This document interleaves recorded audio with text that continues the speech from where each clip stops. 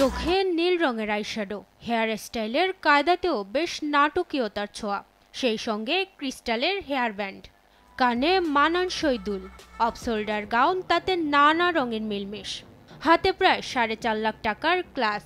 2025 সালের 78তম কান চলচ্চিত্র উৎসবের লাল গালিচায় প্রথম দিন ঠিক এরূপেই ধরা দিয়েছিলেন বলিউডের জনপ্রিয় অভিনেত্রী উর্বশী রাউতেলা।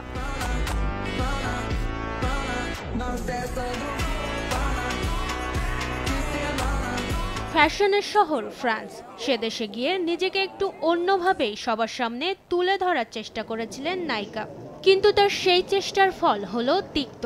কান চলচ্চিত্র উৎসব শেষ হলেও সমালোচনা যেন পিছু ছাড়ছে না এই অভিনেত্রীর বেলায়।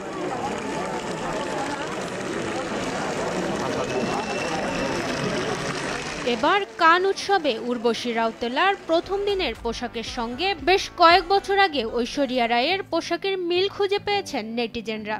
তাতেই উড়ে এসেছে কটাক্ষ, নকল ঐশ্বরিয়া বলে কটাক্ষ করেছেন নেটিজেনরা। এতেই চটে যান অভিনেত্রী, কটাক্ষের পাল্টা জবাবও দেন।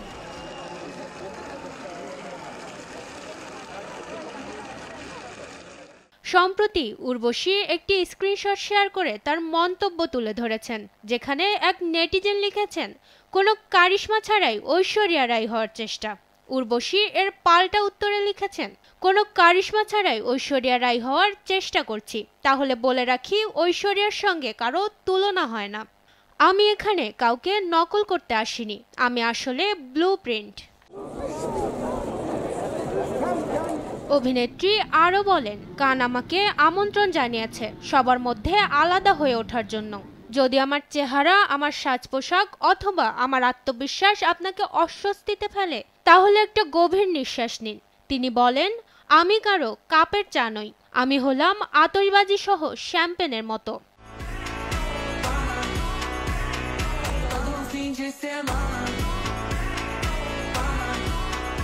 বছর দুয়েক ধরে কান চলচ্চিত্র উৎসবে যাচ্ছেন উর্বশী, যদিও প্রথম বছরেই অনেকেই তাকে ঐশ্বরিয়া রায়ের সঙ্গে গুলিয়ে ফেলেন, ডেকেছিলেন ঐশ্বরিয়া বলে।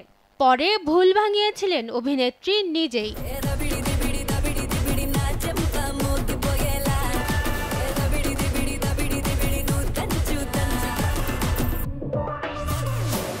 মাকদুরা মিতি, দেশ টিভি।